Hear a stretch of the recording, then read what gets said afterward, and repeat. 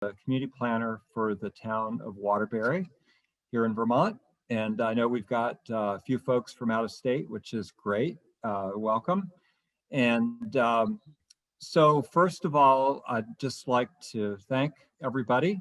I'll thank first our professional development committee, and we've got Ravi, Darren, Simone, Chris, and Claire, who've all helped put this together. We're the Professional Development Committee for Vermont Planners Association. We're part of the Northern New England chapter of the American Planning Association. And second of all, I'd like to thank Mark Kane, who is with the SE Group. Mark is hosting, providing the platform and hosting today. So thanks, Mark, for helping us out here and being a sponsor. So I'll introduce our panelists in just a few minutes, but first of all, I'd like to just say briefly or ask the question, what do we mean by aging in place? I think aging is something that is just a reality of human existence and animal existence, of course. So I'm a senior citizen, I'm 68, so I'm representing that group, if you will, but we all age in place, whatever that place is. And as we get older, place, I think, can in some ways become more important. And the places where people age, of course, vary widely across this country and the world. And how people age is a very, very diverse phenomena. And we're going to try to highlight that today in our introductory webinar. So just wanted to start with that. Sometimes, you know, aging in one culture can look very different from how aging occurs in another culture. And our panelists, I'm sure, will be talking about that. In addition to place, there's services that we all need as we age. And so we have a team here from AgeWell that's going to talk about how we do that. So, you know, how will space and place evolve over time? I think that's another big question that we're going to look at in this series because our world is changing rapidly. Economics are changing rapidly, and aging looks very different to someone who has a lot of resources compared to someone who may have very little in resources and may be food insecure and so on. So that becomes a big factor as well. So I just want to let you know that our webinar is being recorded, and we're going to make the recording available on the website for the Northern New England chapter of the American Planning Association. Our VPA, Vermont Planners Association page lives on our 3-state association. We're a section of that association. So let me introduce the panelists. We're going to have an hour of presentations, and then we're going to have a half-hour Q&A session. There's a Q&A box at the bottom of your screen. I'm sure many, if not all of you, are familiar with the Zoom platform. We'd like you to put your questions into Q&A. You're welcome to put those in as we go, and we'll be monitoring that. If you could put them in Q&A versus chat, that would be very helpful. Then they're all in one place. So without further ado, I'd like to introduce our panelists. We've got Kelly Stoddard-Poor, who's with the American Association of Retired Persons, AARP, the Vermont team. She joined the team in 2013 as the Associate State Director.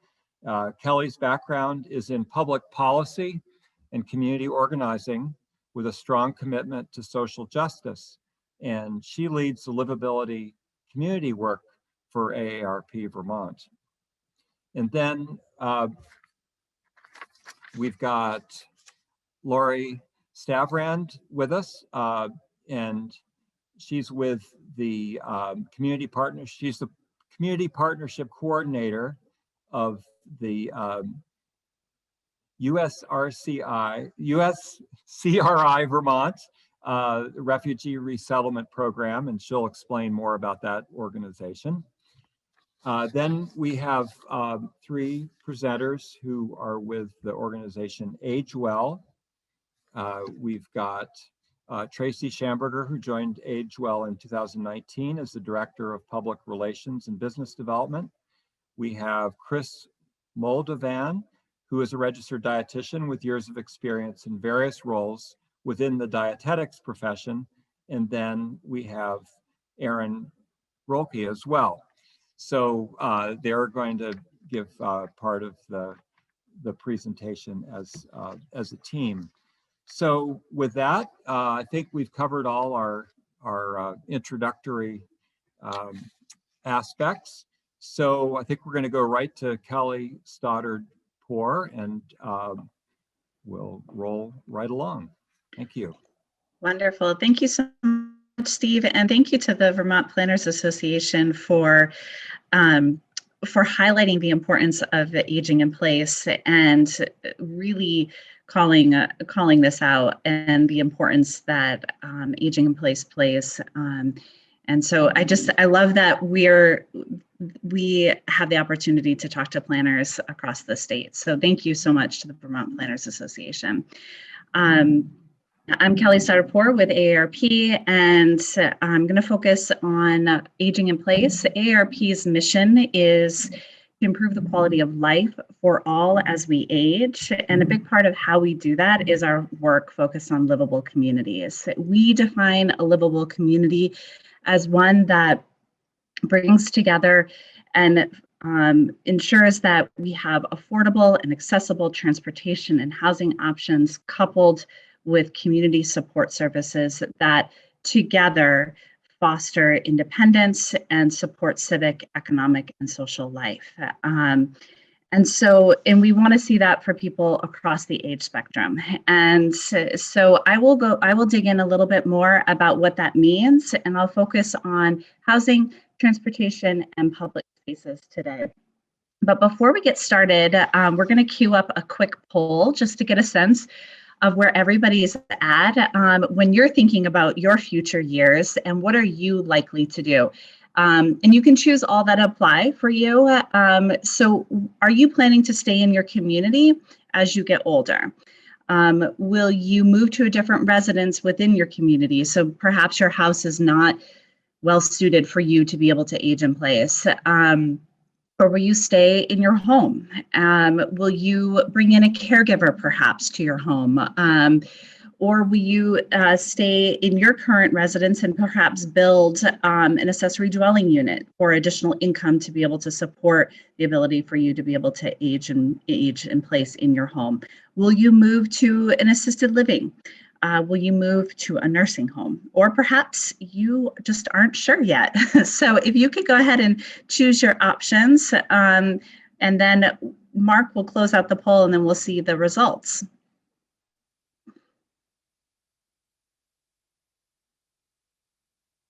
All right. Mark, how are we doing? Is everybody just about in? We've got like 6 left. All right. We'll give folks just a couple more seconds.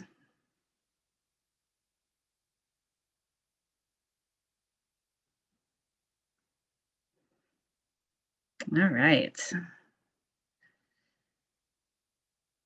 Okay, so move to a different community. About half of you will move to a different community, and about 10% will stay in your current home and never move. And then about 15% saying that you would bring in a caregiver, absolutely. And then I love seeing the interest in ADUs, another 15%. And then of course, those that aren't sure. So thanks so much for filling that out. We really appreciate that. And we can go ahead, I think I can close that out. Yep, perfect. All right, so why don't we go ahead and get started. Before I dive into housing, transportation, and public spaces, I'm gonna talk a little bit about, let's see here. Hold on one second, my slides aren't advancing. There we go.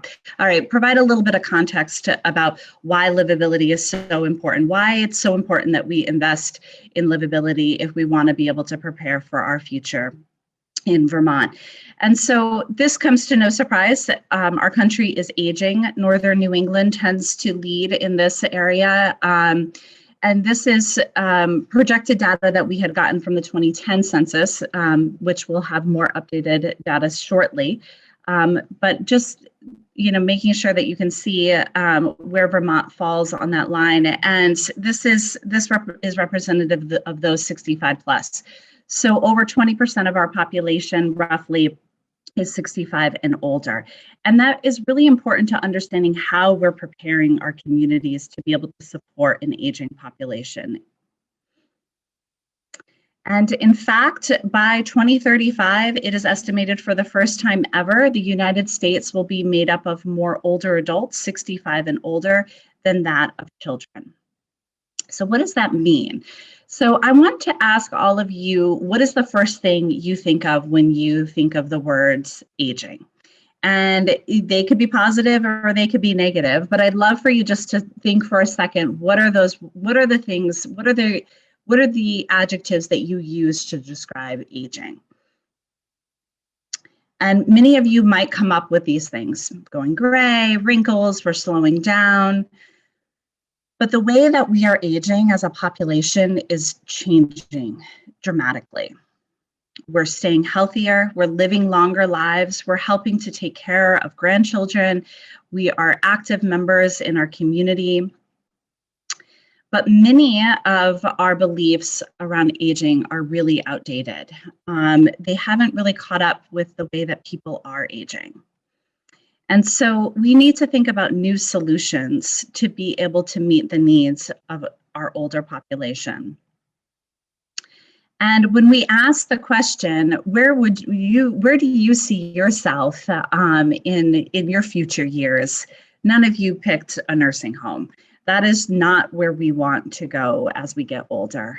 And so there are a lot of our approaches to supporting older adults are really outdated. We see nursing homes, age segregation, mandatory retirement. Steve shared that he is 68, and some places, some people believe that you should retire exactly at 65, but we know that we are working longer years and staying more active in our communities. And of course, the big beige boring products being provided for older adults when they really want more than just that. So I want to ask all of you today to sort of challenge some of your perhaps outdated ideas around aging so that we can all spark new solutions, because you all are planners in your communities, you're leaders in your community, and decision makers listen to you. So think about suspending some of those outdated beliefs so that we can find some new solutions. So what do people want? People want livable, walkable communities. I don't think that this comes to any surprise to planners. But what I like most about this slide is really the emphasis on the similarities between boomers and millennials, right? And so often we put them in two different buckets. We talk about how are we going to attract young people to our state if we're going to survive, and then there's the other hand that people will talk about the doom and gloom of older adults, which just isn't true, right? And so boomers and millennials both want to have the convenience of a home that keeps them active, keeps them social in their community. And many, both boomers and millennials, would trade off to have a smaller home for a shorter commute. So the other piece I want to raise too, is just setting the context, is our families are fluid, right? And so families are not static anymore. They change and morph over time. And I think we could all think about how our own situation has changed and morphed over time and will perhaps continue to do so. And so just that, I think, is just really important to think about living arrangements as they change over time. And for some people, they change from week to week. And we have a huge increase, significant increase in single person households, right? So we in Vermont, actually 70% of our population is either 2 or 1 people living in a household. So thinking about our household size and yet the type of housing that is available on the market, And I'll get into this a little bit more, but there's a real mismatch between the housing stock that we have in Vermont and the type of housing that we need and desire. So how do we create these places that people love, that they want to be able to age in place, and which is really, really important. And I just pulled out some couple of pictures that I love. That the picture on the left is from Brattleboro, the one up in the right-hand corner is from Montpelier, and then the bottom right is from Bethel, Vermont. And they're just vibrant pictures, and they invite people in, and they invite people to stay. So thinking about all of those core components that really go into making a livable community, we want to think about our transportation, our housing, and our public spaces. But before we do that, I want to just touch upon the importance of community engagement and the importance of really going out and hearing from the community about what they need and what is important to them when we're making plans that will impact their lives around housing and transportation and community services. Yeah, and ultimately too, we really want to think about how we're optimizing our places, right? Looking around at the assets that are already existing in our community and really making them better, and not focusing on what our communities don't have, but how we can make what we do have that much better. And really finding meaningful ways of engaging community residents and volunteers to be able to take ownership of projects and programs. And I just think that really creates a sustainability to programs, and really finding ways that people can participate in their community. So I'm going to shift over to housing. And this was from AARP's 2018 Home and Community Preference Survey. This was a national survey that went out to the 45 plus. So they're not just AARP members, but they're the 45 and older. And this actually, the national data reflects very closely to what we have found here in Vermont when we run our state AARP survey as well. And so just this real desire for people to remain in their home and their community, and in particular, their community, right? Many people recognize that their homes will need a modification in order to be able to age in place in their home. Our housing stock is old, right? 1 in 4 of Vermont's housing was built before 1940, which is twice the national average. And so the majority of our homes were built for able-bodied 35-year-olds. So finding ways that we can really be able to grow our housing market to meet the demand is really important. And I also just want to call out to the high response to also accessory dwelling units. When we surveyed just in Vermont 2 years ago, the 45 plus, we had over 80% of people that we surveyed were supportive of local ordinances to encourage the building of accessory dwelling units. So this opportunity around the missing middle housing, right? So oftentimes we see we've got our single family homes and then we've got apartment complexes, and people want something in the middle. And our market is really missing this middle type of housing, right? So you think of duplexes, accessory dwelling units, townhouses, multiplexes, courtyard apartments, where people can have a little bit of green space and community space, but helps to create some of that important density that we need to create livability and walkability in our communities.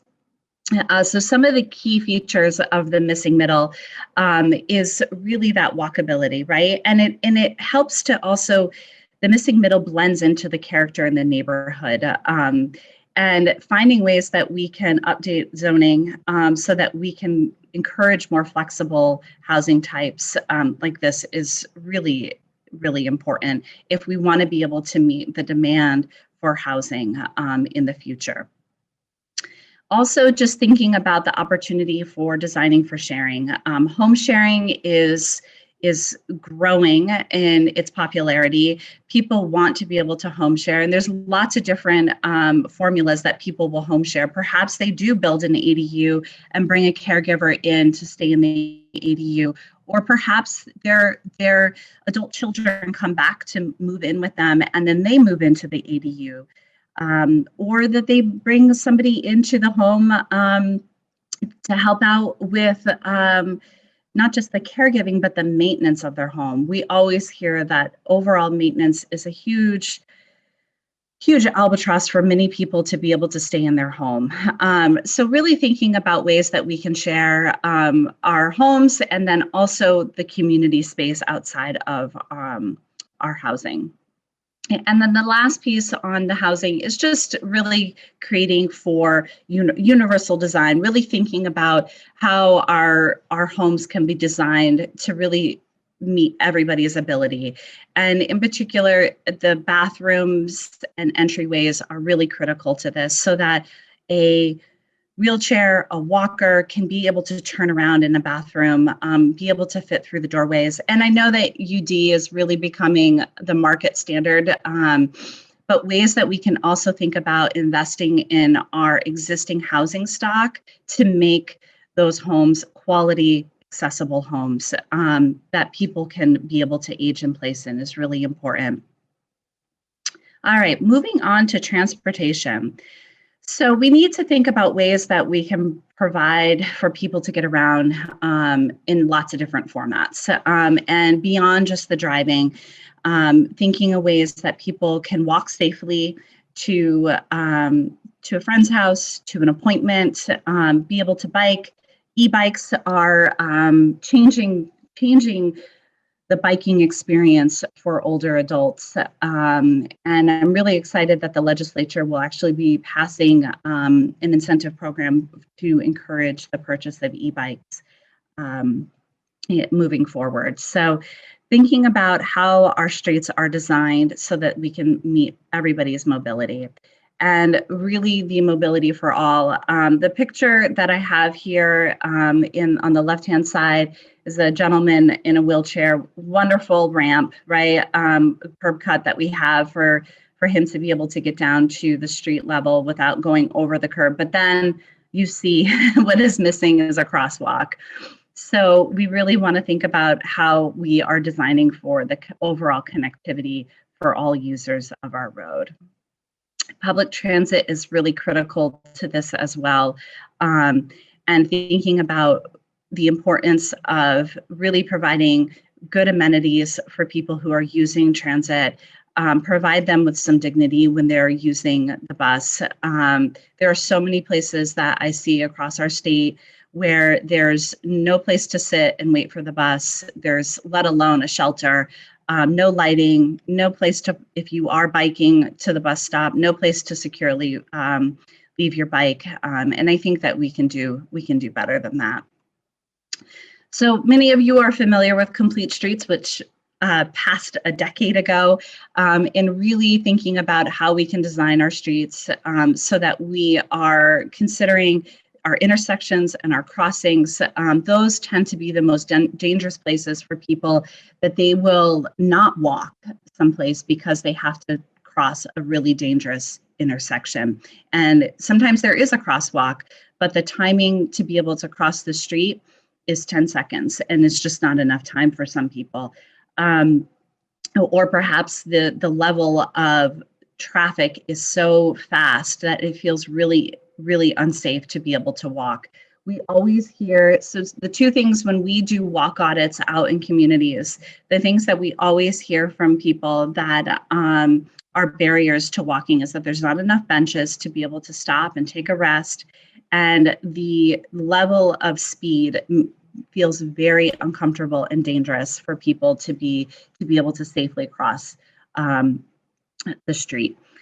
And then also thinking about bike strategies that you can include in your Complete Streets. I think particularly on more of our rural roads, the way that you can move the fog line in and provide more of a shoulder for people to be able to walk and bike is really critical.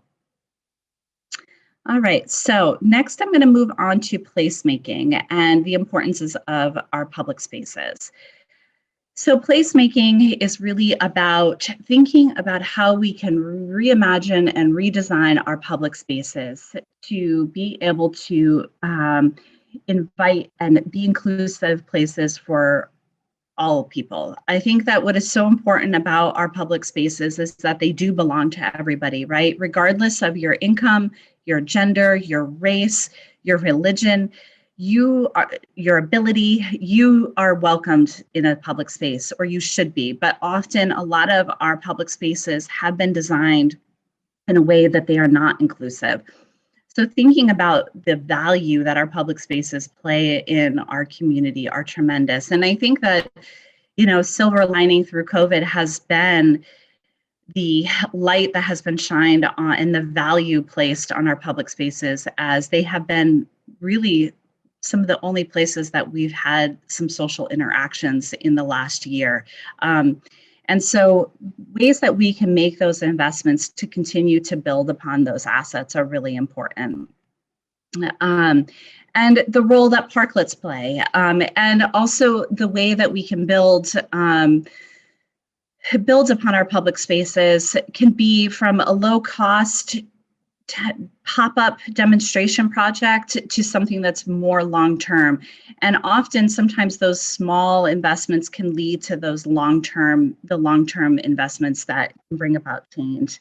The parklet centered in the middle there was a pop-up parklet that was in Winooski a couple years ago. And so you can do these at very low cost, or you can make more of those permanent investments for a seasonal parklet. But parklets provide wonderful outdoor spaces for people, and they also can help slow down the traffic as well. This was another wonderful pedestrian bike demonstration project that we worked with Northfield on. Community group really led this project to provide a temporary pedestrian lane that connected their village to Dog River Park. There was currently, sections of sidewalk, but there was no overall connected sidewalk. So providing a temporary lane with some artful sticks along the side, really drawing some visibility to the space, doing some temporary stenciling as well. And this project has really, been a seed for change as the town looks at further investments in walkability for their village center. And then lastly, I just want to touch upon the importance of year-round activity and year-round investments in our public spaces. Often we have designed our public spaces to be really great for 3 or 4 months of the year, and haven't been thinking about our winter months and how important the winter months are for people getting outside. Isolation can often be exacerbated during the winter months, and certainly has been as a result of COVID. But ways that we can really invest in our public spaces year round, making sure that our towns have a plan for snow removal. How quickly is the snow going to be taken off of our sidewalks and our public spaces? Are we allowed to do outdoor fires? Are we funding our rec departments to provide winter programming? These are some of the critical pieces that we want to make sure that our towns are doing year round. And we have, AARP has put a tremendous amount of focus in the last year on winter placemaking, and it's been so exciting to see the work that's been happening across the state. The picture here on the left is in the old East End neighborhood of in Burlington. And they did a series of COVID-safe winter activities in a small neighborhood park over the month of February, providing snowshoeing for people, providing lantern making, ways that people can get out and enjoy the winter months. And then in the right-hand corner, reclaimed down in Poultney, we helped fund a small rest and recharge station there that is along the rail trail, allowing people to come in after a walk and have a free cup of hot chocolate or tea, and being able to see neighbors and friends, which is really important. It's what keeps us in our community, is those connections. But we really need to think about how our communities stay connected, and making sure that those investments in the built and social environment are happening so that people can successfully live healthy, active lives as they get older. So that concludes my presentation, and I will go ahead and stop sharing my screen, and I will turn it back to my wonderful colleagues over at AgeWell, who will talk about the critical services that are needed for older adults to be able to live their years in dignity. So I'll turn it over to them now. Thank you.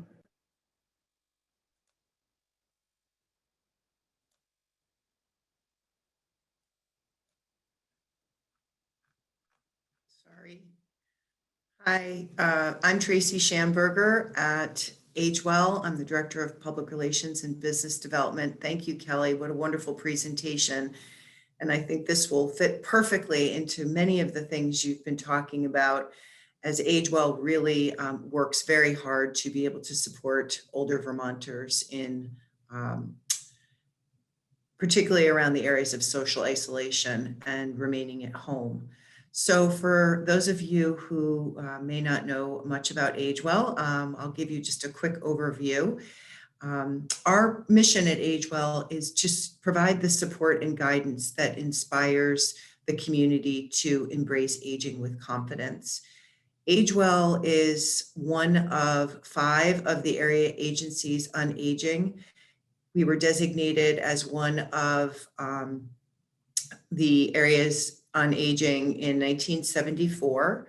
And our programs really help people to be able to remain at home. And we'll go into our programs a little bit more as we move along in the presentation. The area agencies on aging, as I mentioned, are located throughout Vermont. AgeWell serves Chittenden, Franklin, Grand Isle counties, but the other area agencies across the state do similar work, as we're all designated area agencies on aging. And there's a map here of where our territories are that we serve. The good news is that we have a helpline, so anybody can call the helpline. You do not need to be 60 or older to call the helpline. And if you have questions with a lot of the things that Kelly has talked about in terms of resources, options for where you may want to age, thinking about the future, if someone calls the AgeWell helpline, it connects them to the closest area agency on aging so that people don't have to have different phone numbers to try to figure out which area agency on aging may be able to provide services. We get a lot of phone calls from family members, from caregivers, from neighbors, from people in the community who want to help someone else in the community to be able to remain at home. And that's where people would, we want to support whatever choice they make and wherever it is they decide that they want to live. Some of the partnerships that AgeWell collaborates with, you can see here, we're extremely collaborative with transportation providers,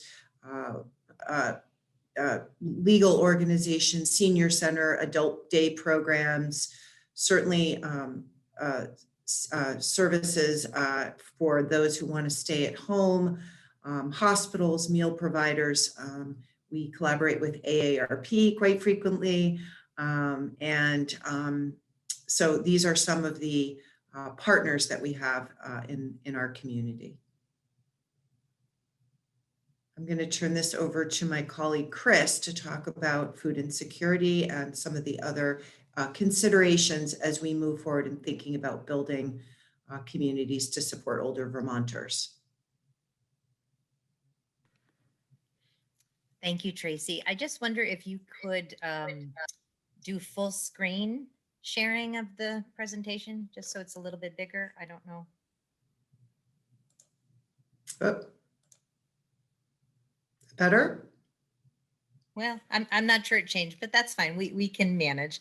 But thank you. And I am so happy to be here today to talk about some of the considerations and thoughts that I hope people will be considering as we move into the future and as we see an aging Vermont.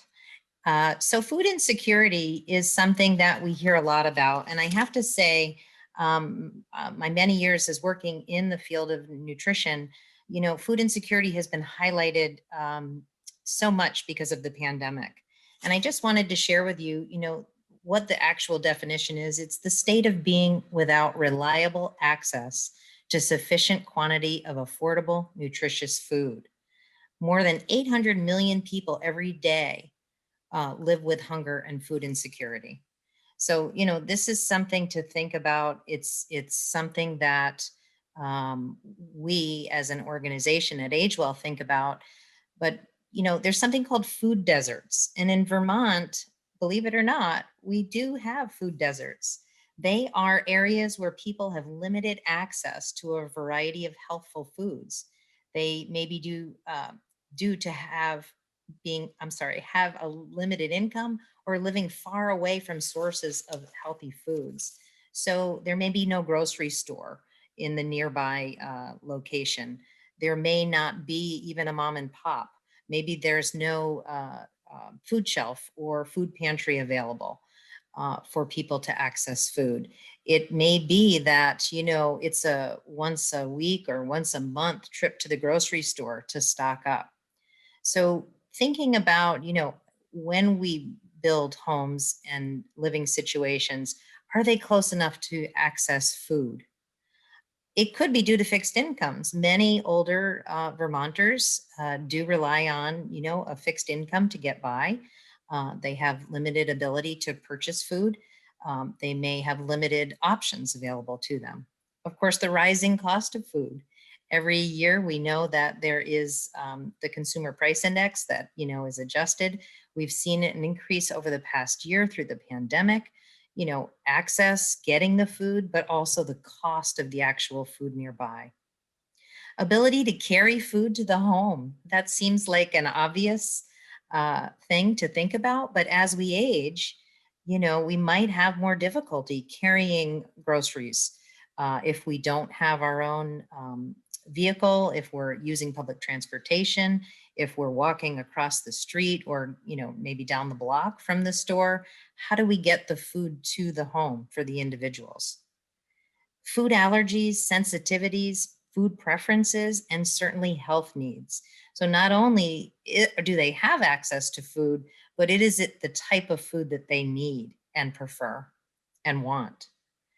And of course, ability or access to facilities, ability to prepare that food. Can they do their own cooking? Have they had some limited situations due to health concerns? Do they even have facilities to store the food? Do they have refrigeration? Do they have a freezer? Do they have a full working stove? Or is it a situation where they have limited access to that or a shared community space? Tracey, is there anything more on that list? I just can't see if it's the bottom of the slide. Okay, cost of electricity, or, you know, again, the energy to run those appliances, if it's refrigeration, freezer, storage, you know, as well as the cooking stove and so forth. And then of course, transportation. Kelly talked about, you know, the need for thinking about long-term, how do we help people with transportation? In rural Vermont, there's very few situations for sort of mass transit, if you will, for people to be able to get to and from the grocery store, get the food from the restaurant or from the you know, farm stand to their home. I think that's, thank you. The other consideration or something to consider, you know, as we plan, falls risk. Falls risk is such a huge issue. And actually in Vermont, we not only have an aging population, but falls is pretty predominant in our older Vermonter population. Reasons for falls, there's lots of them certainly, but things to think about. People that are aging may have diminished vision. So issues with seeing, areas need to be well lit, areas need to be uncluttered, you know, easily accessible. Uncontrolled health conditions leading to weakness and frailty. If an individual has a chronic health problem or maybe an acute health problem where they're, you know, dealing with things that lead to the perhaps inability to, you know, navigate around furniture or through a hallway or outside a building, those kinds of things can be an issue. As Kelly mentioned, you know, not having enough park benches or benches along the way for people to rest can become a huge barrier and an issue for people as they age. Medications contributing to confusion, weakness, and fatigue. Again, multiple medications because many older Vermonters are dealing with multiple chronic conditions, diabetes, heart disease, and so forth. You know, they may be on multiple medications that might have some effect. Certainly their living situation, you know, the age of the building, we talked about that as well. Many of our homes in Vermont are older buildings. Maybe there's a sidewalk nearby, maybe it's not, maybe it's across the street. Elevator access and even poor lighting could be conditions that we need to be thinking about. And then certainly clutter, you know, the amount of things that we have and manage at home, whether it's personal clutter or, you know, if there's a living situation in a congregate housing, maybe the hallways maybe become cluttered or, you know, the entranceways might have excess storage or planters or something like that. So just thinking about, you know, keeping the space open, keeping possible hindrances away so that people don't have a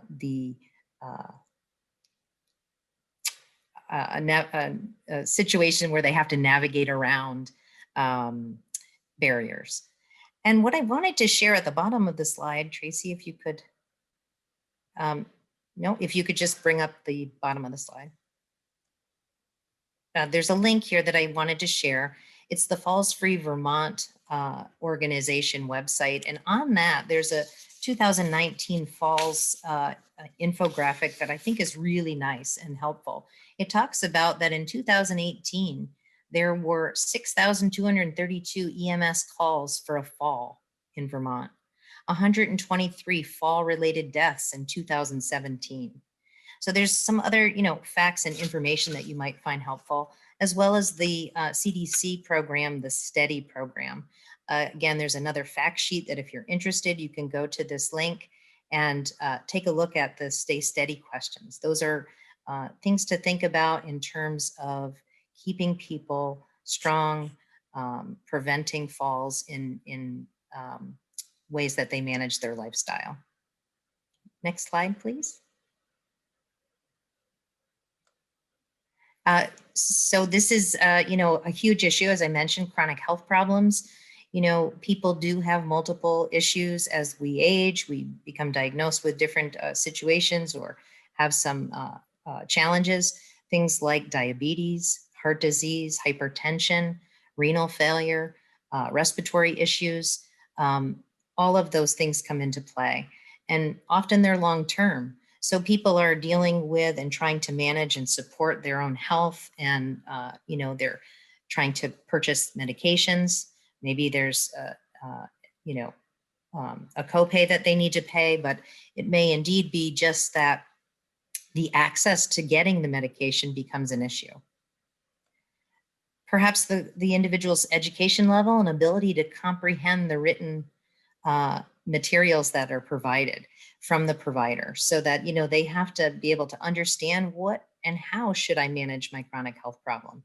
Is there a particular therapeutic diet I need to be following? Should I be avoiding certain foods? Should I make sure that I take my medications on a regularly scheduled time? Maybe there's, you know, different therapies or, you know, wound, what do I want to say, bandage changes that need to occur to help that person manage their health issue. So, you know, lots of these things could become very complicated if the person can't actually understand the materials. What if they speak a different language as their primary language? You know, how are we accommodating those sort of things?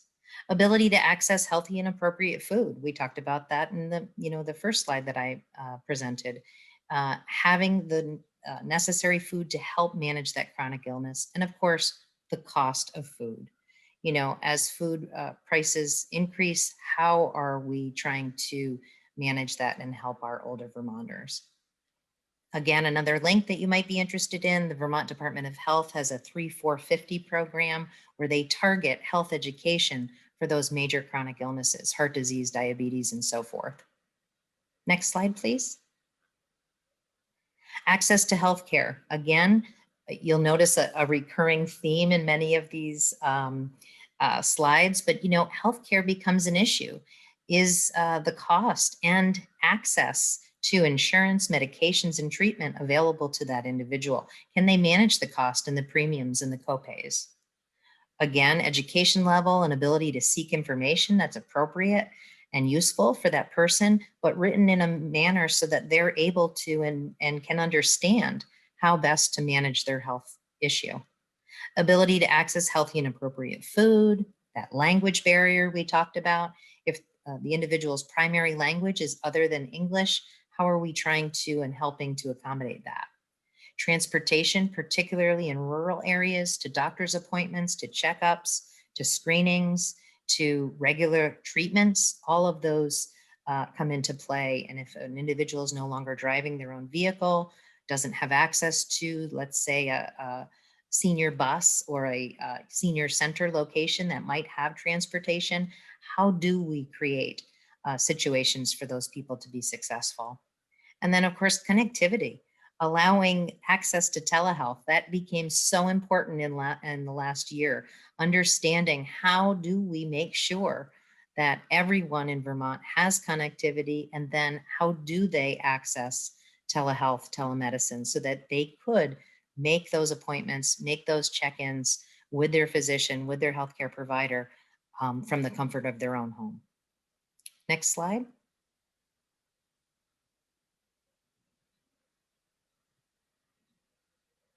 So this is, the area of, again, physical inactivity or activity, depends on how you want to look at it.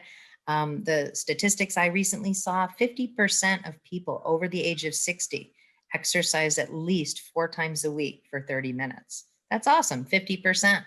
What about the other 50? There's lots of reasons why somebody might not be active as they age. And we know physical activity is key to maintaining health, to helping manage those chronic illnesses and so forth. Could be the location of where they live. Maybe they live in a situation where there's no safe walking path or bike path or sidewalk available to them. Maybe they live in a very rural area.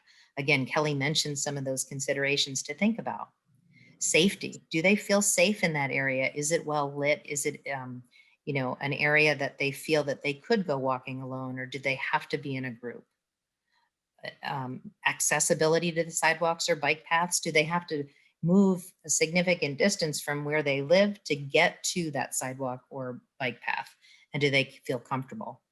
Personal ability and endurance. Some people have had a lifetime of physical activity, and they certainly have built up strength and endurance. And they look forward to snowshoeing in the winter and cross-country skiing and biking in the summer and kayaking in the spring and summer. But others maybe aren't as active. So how do we offer different situations or opportunities for individuals to be active, even at all levels?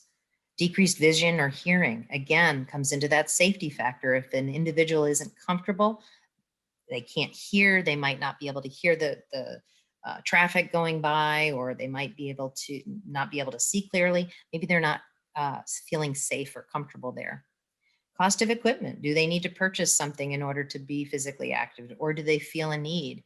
Is there an area where maybe in a congregate setting, there could be a small gym or access to equipment that people could use or share? And then, of course, transportation. Do they need to drive somewhere to that bike path, to that gym, to that location? And, is there something that we could think about long-term to create it more accessible for those individuals? And I think, Tracy, that may be yep, I think that's my last slide.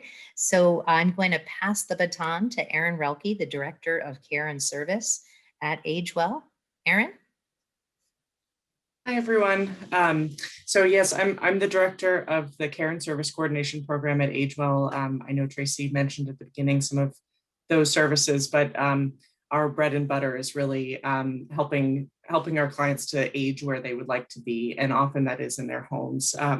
And so often our care and service team is working with older adults ongoing who may be on one of a variety of care programs or maybe privately paying for care in order to receive care in their homes to age in place. And so some of the considerations that we were thinking about in terms of building livable communities where folks can age in place are, are there service providers in the area? Certainly in Vermont, in such a rural state, although we have these statewide programs that provide access to and funding for care services for older adults who may have a higher level of care need. We certainly see areas where those services are few and far between because of the distance between the care provider and the community.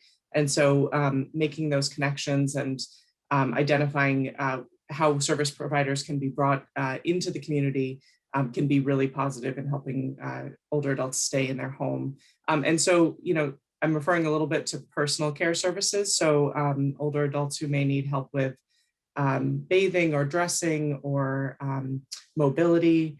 But certainly there's a wide variety of services that help adults age in their homes. And so that could be cleaning services, it could be laundry services, home health agencies, personal care agencies. There we go, Tracy. Perfect.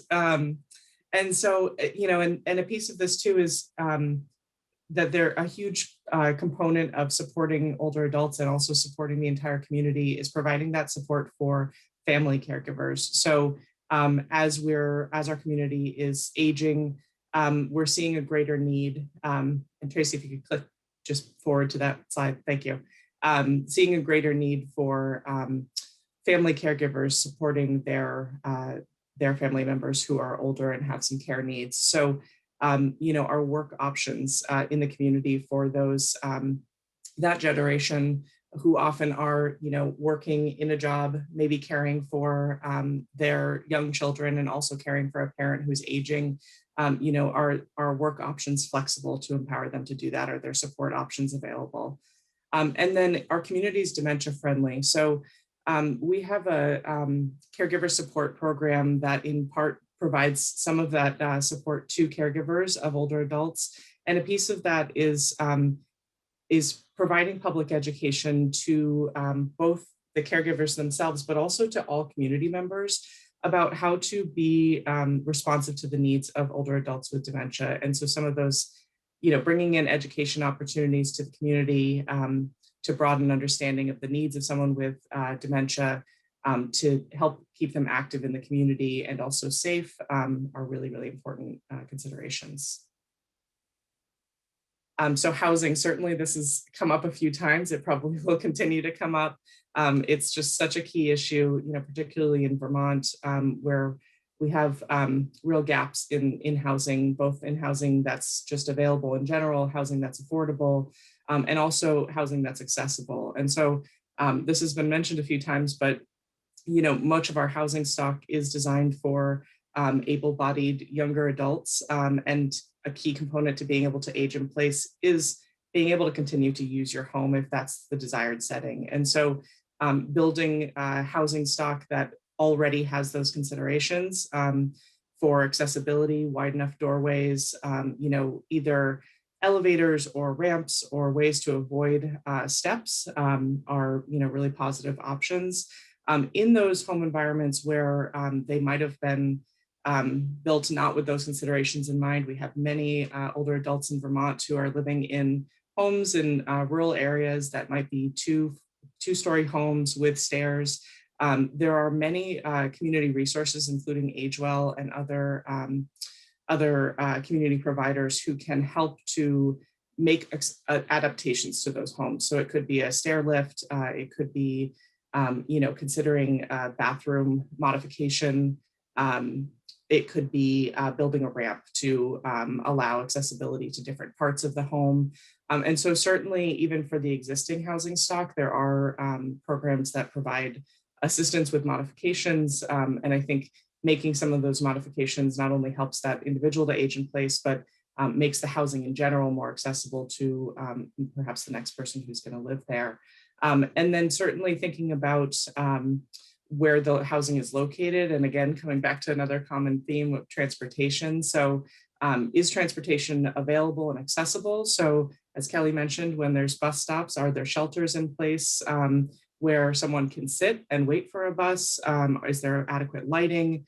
Many of the older adults that we work with, a public transportation option like a bus might be somewhere close to their house, but it's really not in walking distance. And so we partner often with the paratransit providers, and there are considerations there too. So how flexible can they be around appointment times when they're trying to schedule, if somebody has an appointment that comes up quickly, being able to be flexible with scheduling transportation options, at the last minute, having good plans in place for how the person can call to get home after that appointment. But really, the ideal scenario is that the public transportation options are within a walkable distance, that there are amenities near the housing that are in a walkable distance as well. And then I talked here a little bit about supportive housing options. So we work very closely with SASH, which is Services and Support at Home. SASH is a wonderful program throughout the state of Vermont, and in many housing developments, they've partnered with those housing agencies to embed some social work supports, some nursing supports, some mental health supports right within the communities, and then providing some support outside of those housing communities as well to individuals who might be living in private homes. But thinking about integrating the social supports, integrating without rising to the level of assisted living, but just some basic adaptations that allow people to be more socially connected, have access to medication management, have access to mental health supports right where they are, can really make a community much more aging friendly. And then certainly social connectedness. I know Tracey mentioned this right away, but a big focus of ours is reducing social isolation, which even pre-pandemic was a huge issue for older Vermonters. And the pandemic has really shined a light on just how isolating our state can be in such a rural nature, especially when people have needed to shelter in place. So I talked about accessibility in the home, but are spaces where people congregate accessible? So are these public buildings, parks, are there steps that are making it inaccessible for folks? Are there, hand railings? Are there, adequate crosswalks to get to those places? Are there, doors that can open automatically or with a, accessible button? Ultimately, it's great if we can solve the transportation issue and get folks to the places, but then if getting into the places becomes a problem, then it's not so as accessible as it would need to be. And then certainly, are there volunteer and work opportunities for older adults? That goes back a little bit to the idea of flexible scheduling and flexible work opportunities for older adults, meeting their needs there. And certainly, I think, again, the pandemic has really shined a light on the need for more reliable cell phone and internet service across the state. So in a time where we shifted to really promoting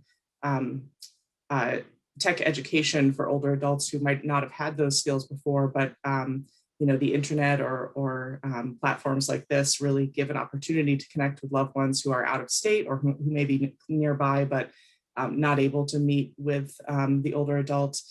A huge barrier that we continue to run into is just having internet access in that area. And then again, I think this has been mentioned a few times as well, but for residents for whom English is not their primary languages, how friendly is the community to, being able to work with interpreter services to understand the cultural needs of the residents who live in the community, and be able to make accommodations where necessary so that intergenerationally and bringing together a diverse community as possible.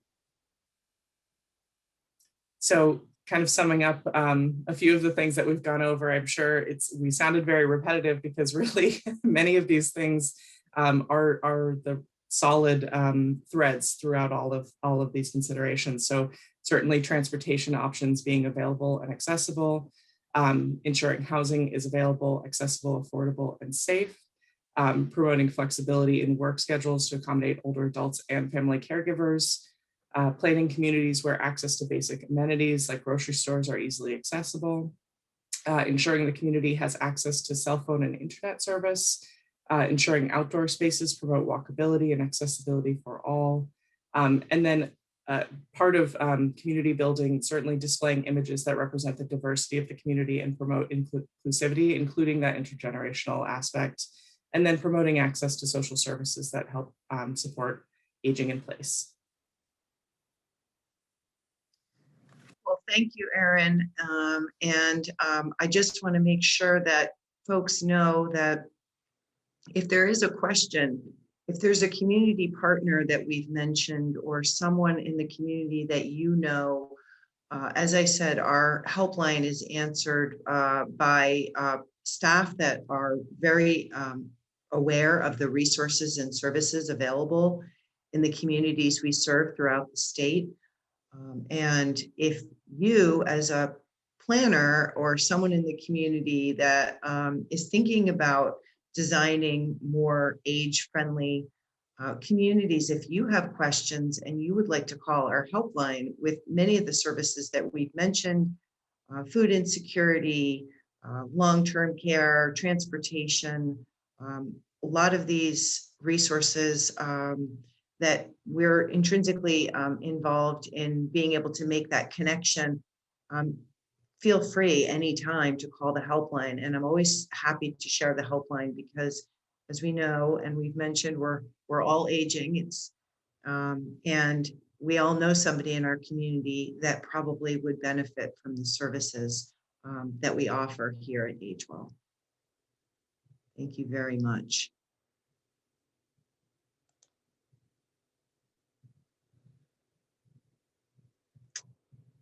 I think Lori is now going to do her presentation from USCRI.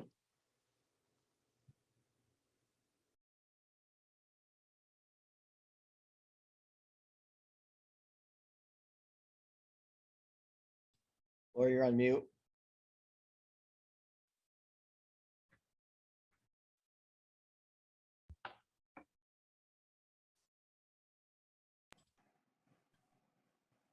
Lori, you're on mute. We can't hear you.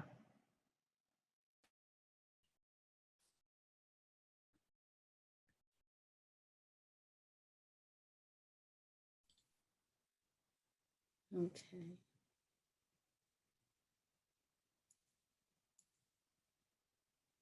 Can you hear me now? Yeah. Great.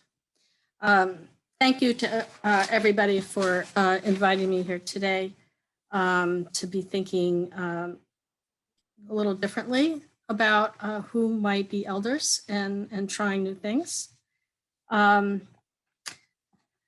So aging in place, that means something different for refugees. Most of the refugees coming to the Vermont they fled 20 years ago or more, and they've been warehoused, primarily in refugee camps. Sometimes they've been in cities. They had to seek safety. And even as they've been waiting to begin their new life, they still are not safe. So they come to Vermont searching to be safe, for their family to be safe. And that's something that I think we all just take for granted. The amount of uncertainty they have, the lack of control they have over their life, the loss of their roots, their careers, their family members. There's a tremendous amount of mourning that is involved, homesickness, So when they come here, you know, if they're already an elder, looking for place, looking for home, is incredibly important to them. The mission, our mission is basically to welcome people here. And I'm not going to go over our services and our mission very in great detail. I invite you to visit our website or review the slides that will outline it, because I see we're running quite short on time.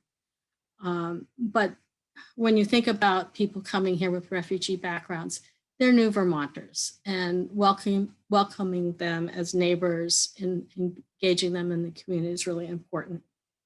We offer wraparound services that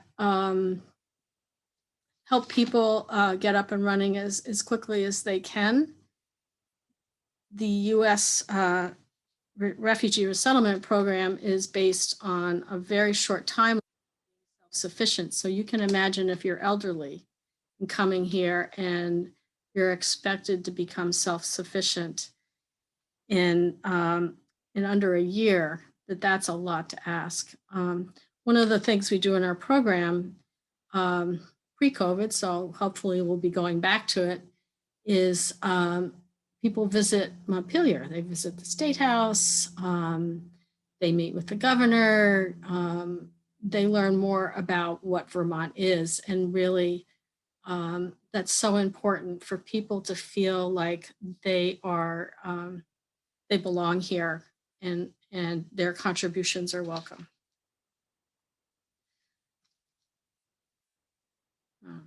So arrivals. Refugee resettlement used Simone, purple I'm sorry. program, and it got, excuse me. Sorry, Laurie, can you share your PowerPoint, please? I have been. You're not. We don't see it. No.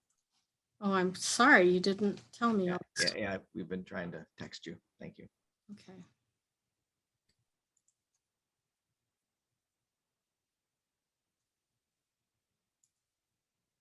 Okay.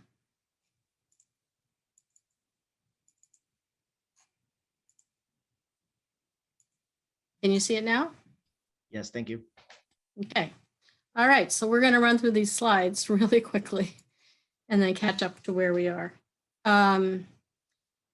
So here we are. This is an elderly person in a refugee camp in Burma, and wondering, you know, will they ever have a home again, or will they forever be in a refugee camp? Our mission to welcome people. Our services are critical. People come here with no network, no possessions. They start from scratch. And so what we do and what all the other organizations in the area do are really, really important for people to get going. Refugee resettlement had been a purple program. That means Republicans and Democrats had supported it. That changed. So we went from resettling almost 400 people a year down to the numbers dropped dramatically. We have not resettled many people this year so far, but that's going to pick up dramatically in the summer and keep bumping up every year. You can see that fiscal year 16 and 17, the arrivals were still high as the numbers were coming from the previous, the Obama administration.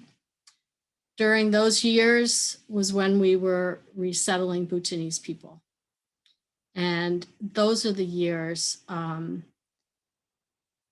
that was the end of the Bhutanese resettlement. We're now in the years where we're resettling more Congolese people. So that's a shift in culture, and it has significant implications for who people are and what their needs are. If we look at ages, you will see that the numbers are down for elderly, but pretty much non-existent except for during the years where we had Bhutanese people coming. That might change, we'll see, but the predominant group of refugees who are elderly are Bhutanese. We have been resettling primarily in the Burlington area. We did do a small resettlement in Rutland in this coming year, and years forward, we are going to start resettling people throughout the state. Not sprinkled here and there, but we will have communities where there would be a peer group. So learning about refugees and their cultures and their needs is really important in the areas where refugees will start to be resettled. What is home? It's a place where you have ownership. You know, it's a place where you belong, where you're respected. And the elders in the cultures that we're resettling are really, really important in the day-to-day life of their community and their families. They are not off in a silo somewhere. One of the things that, as I'm listening to these presentations, I hear is really different about what our needs are is refugees live intergenerationally, and they have larger families. So if 70% of Vermont homes are being lived in by one or two people, and we know the population is relatively static in Vermont, yet we have a housing shortage, we can see the problem is not, it's actually how the housing we have is being used and what kind of housing we have. We need homes that can accommodate 6, 8, 10, 12 people. Yet what's being built and what's available are primarily 1 and 2 bedrooms. And part of that has to do with what can get financed and what the needs are seen. We have a terrible crunch with housing. I would love to see people who support refugee resettlement consider building an accessory dwelling unit and then having a refugee family live in the house, and then they live in the accessory dwelling unit as a 1 or 2 person family. The cultures coming here are collectivists. They share with each other. When they make decisions, what they think about is what's important to everybody, not just themselves. And those values that they're bringing are so important. And I think we have a lot to learn from people coming here about how to live together, support each other. And one of the reasons I included primarily images in the slideshow of people is that's what this is about. This is about people connecting with people. And I really urge everybody, when you have the opportunity, to reach out and speak to and connect with people who have refugee backgrounds, or you can see, might be an immigrant themselves. And when you reach out, you're reaching out to another Vermonter. You're not asking them where they're from or, giving them the sense that they don't belong, that they're other. You're reaching out as a Vermonter to another Vermonter with respect and care that everybody is contributing to the community.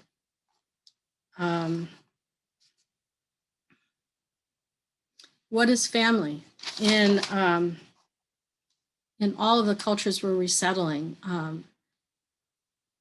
there are very active roles for elderly people in day-to-day roles. And people are not, would never consider having their family member go to a nursing home, even if they're consigned to a hospital bed. They're gonna be in the home.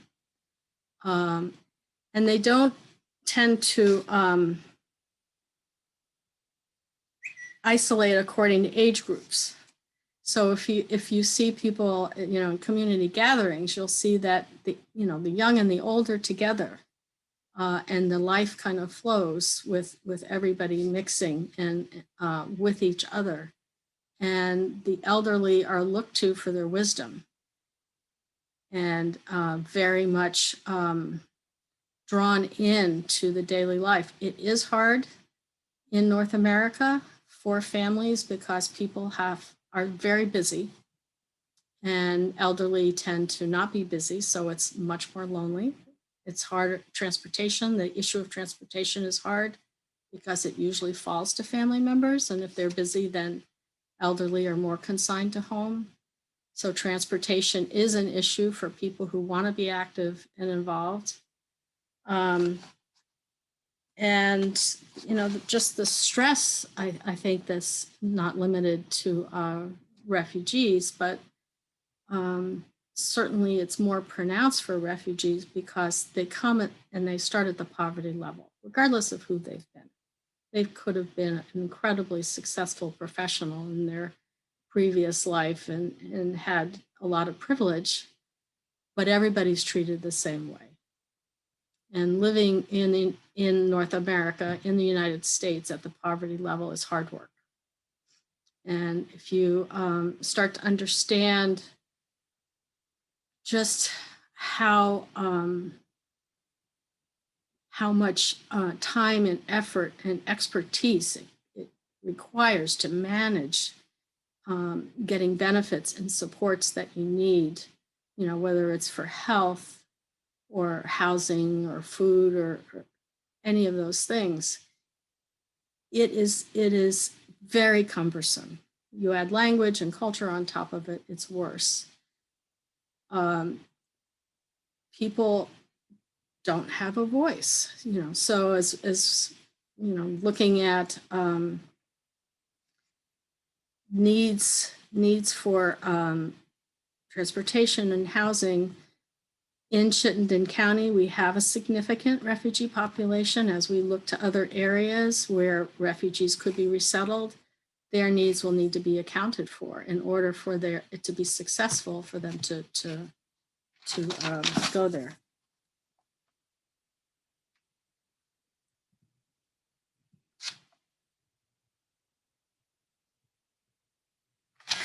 One thing that is important to us is to have spaces and places and programs where people can be coming together. And that is part of people's culture to join together. We have a program called Mosaic of Flavors that we do with City Market, and people are able to teach their cooking skills and their food ways to people in the community. There are not enough spaces that are accessible, large spaces, spaces that you can walk to where people can have their gatherings and their cultural needs can be honored.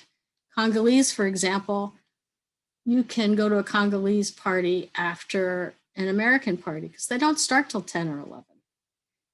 So where can you go and party and dance and eat and sing? At 10 or 11 o'clock in Vermont and not have it be considered a nuisance. So the liveliness of the cultures that we are resettling, if we don't provide space and a place for those things to happen, those cultures are going to go away. The elderly have the responsibility to pass along their cultures. And that responsibility is taken very seriously. You can imagine if people have been in a refugee camp for 20 years, that means anybody who was young when they came to the refugee camp or was born in the refugee camp, they've never been to their home country, they haven't had all the experiences of their home country. So the people who are older have to help the younger people imagine, what their heritage is so that they can pass it along.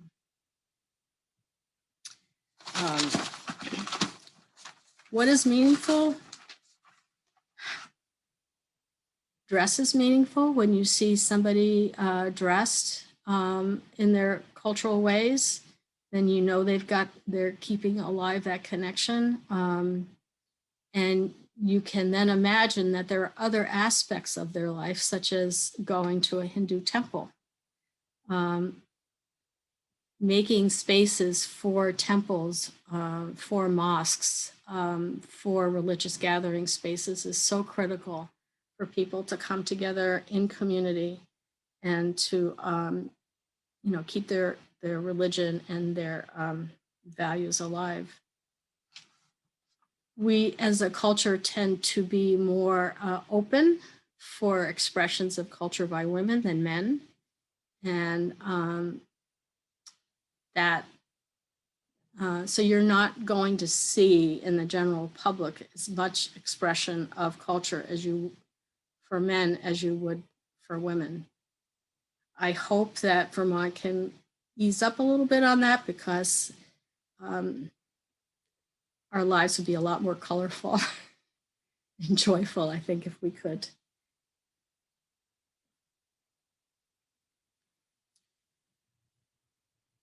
This picture, to me, really epitomizes who's coming here, how they are together. It's when someone dies and you go to a funeral, you know that until that funeral, this is how they were living together to the extent possible, that their health would allow.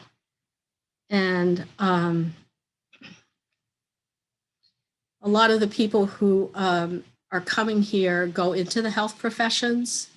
They are the people working in retirement homes and nursing homes. They are bringing this respect and this appreciation for elders with their work.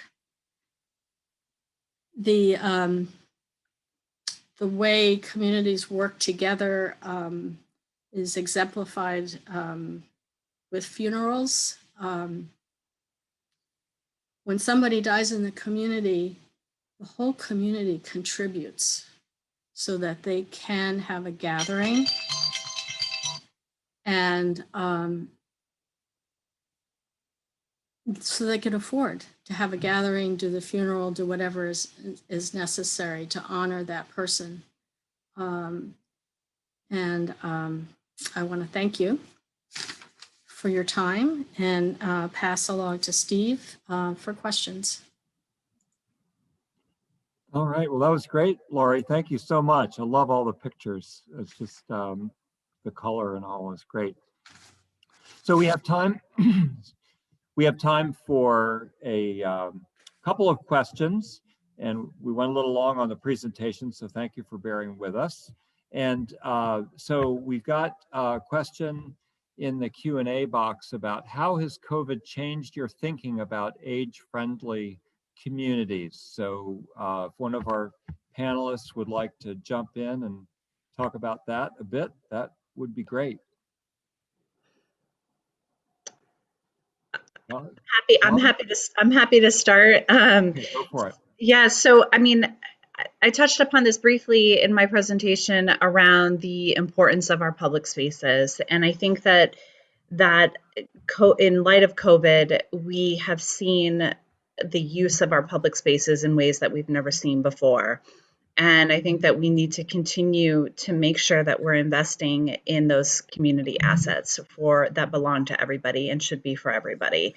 So that's one piece. The other one for AARP is really understanding where people are at with congregate living.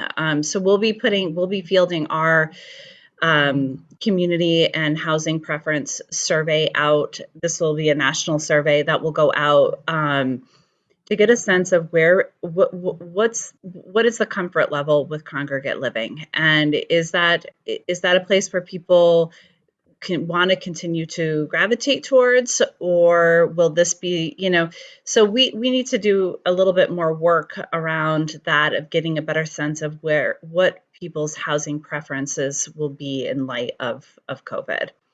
But we'll continue to advocate for more flexible housing options and, reforming zoning bylaws so that we can see more missing middle housing. All right, well, that's great. So there's another question for you, Kelly, and that is AARP working with architects and engineers to develop building standards that are better suited to deal with future COVID-like pandemics, which hit elderly facilities, as an example of space requirements, hands-free plumbing, air quality, and so on? Do you have any thoughts on that? That's a great question. We haven't. Our focus primarily around congregate living and nursing homes, assisted living, has really been focused on the health and safety of the residents and the workers. So really promoting vaccination, and haven't gotten into the building design piece. I don't think we're quite on the other side yet, where we still have a lot of, residential care workers who aren't getting vaccinated. I'm not saying in Vermont, across the country. So that really has been our primary focus. Right, great. I know the State Agency of Commerce and Community Development has put together their Enabling Better Places guide for better neighborhoods that speaks to a lot of these issues about community livability. So for those of you who may not have explored that, that's a good resource as well. So we had one comment from Mary O'Neill that this speaks to the fall issue. It says, I have personally learned that you don't need to be a senior to suffer a serious fall. A frequent contributor is simply being in a hurry. That might be my failure. And fall avoidance can begin with advice to just take their time. I think that's so true. I think as a culture, we get we can get very distracted in this day and age, and that certainly I find as I get older, especially driving, that can be an issue. So so that's great. And I don't see any other questions in the Q&A. So I don't know. We're really pretty much down to the 11:30. Does anybody have any final thoughts here before I wrap it up in terms of our panelists? Just or if there was a question that Steve, there was one question in the chat. Okay. Are there any one-time community investments you would recommend planners consider that could advance our communities in light of what's been shared? All right. Yeah, thanks, Mark. That just came in. I didn't see that. So would any of our panelists like to think about that in terms of one-time community investments planners might consider here? Well, I feel like community spaces are really important. Community spaces where people can come together, because isolation is such an issue for people as they age, and it's so unnecessary because we do have the capacity to share our lives with each other, and that happens when you get to know each other. So in those community spaces, many functions can happen, and there's so much benefit to building community. Yeah, outdoor spaces, indoor spaces, accessibility is critical, all weather. That was a really good point that was made, that winter places for winter activity is critical in our climate and so on. Any other final thoughts before I wrap it up? We're pretty much at our hour and a half. So, well, just a couple things. I wanted to thank all our panelists. Thank you for volunteering your time, for putting together these great presentations and sharing with us. We really appreciate that. Wanted to let you know that we'll be sending a link to the recording out to all participants in the webinar. and that will happen early next week. There'll be an evaluation too, and please respond to the evaluation. We have 2 more webinars on this topic coming up in June. We'll be talking about smaller scale development, if you will, for helping us age in place, accessory dwelling units and so on. We'll have some case studies, personal experiences, and so on. We've got a really good group of panelists lined up for that. And then in July, towards the end of July, we're going to have a 3rd webinar, which will deal with larger scale facilities or development, the more traditional assisted living and so on, how we can foster those in our community through the planning work that that we do. So so please respond to the evaluation, help us improve as we go along. It's great. And other than that, I just wanted to thank everybody for participating, and we look forward to having you participate with us again. So thanks, and enjoy the summery weather, everybody. So long.